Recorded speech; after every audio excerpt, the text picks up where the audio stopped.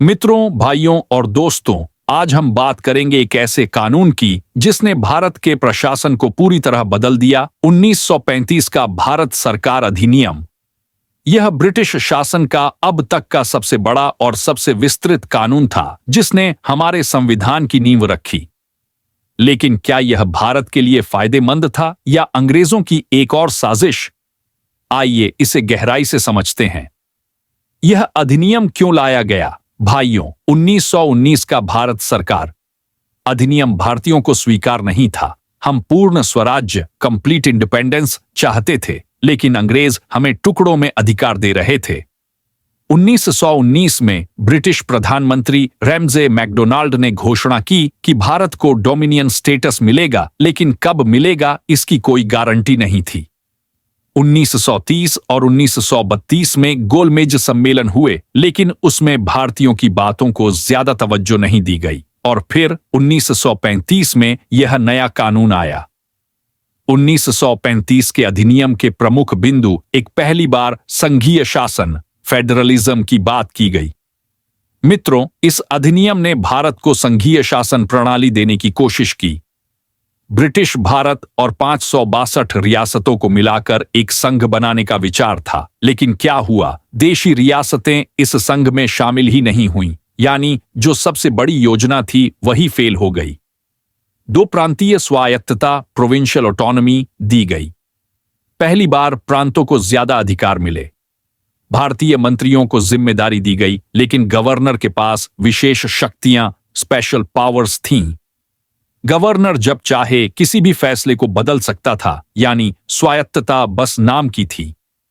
3 केंद्र में द्वैध शासन, डायरकी खत्म, लेकिन प्रांतों में लागू। 1919 में अंग्रेजों ने केंद्र में द्वैध शासन, डायरकी लागू किया था, जिसमें कुछ विभाग भारतीयों को दिए गए थे और कुछ अंग्रेजों के पास रहे। 1935 में केंद्र से इसे हटा दिया गया, लेकिन प्रांतों में लागू कर दिया गया, यानी भारतीय नेताओं को सीमित अधिकार मिले। 4 ब्रिटिश गवर्नर जनरल की शक्तियां बरकरार रहीं। गवर्नर जनरल अब भी ब्रिटिश सरकार के प्रतिनिधि थे और किसी भी भारतीय निर्णय को रद्द कर सकते थे।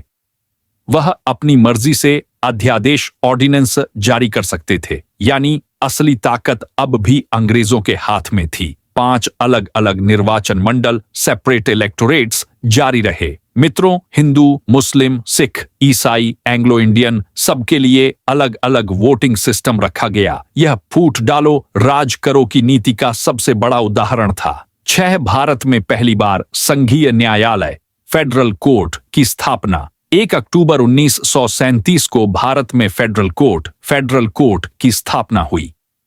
इसी अदालत ने आगे चलकर भारत के सुप्रीम कोर्ट का रूप लिया। इस अधिनियम की कमियां, क्रिटिसिज्म ऑफ द एक्ट। मित्रों, यह अधिनियम बड़ा जरूर था, लेकिन इसमें असली सत्ता अब भी ब्रिटिश सरकार के हाथों में थी। गवर्नर जनरल के पास अब भी वीटो पावर थी। भारतीयों को सत्ता देने की बात की गई, लेकिन असल में गवर्नर के पास पूरा नियंत्रण था। संघीय शासन योजना पूरी तरह फेल हो गई, क्योंकि रियासतें इसमें शामिल ही नहीं हुईं। 1935 अधिनियम का प्रभाव, इंपैक्ट ऑफ द एक्ट। 1987 में चुनाव हुए और कांग्रेस ने 8 प्रांतों में सरकार बनाई।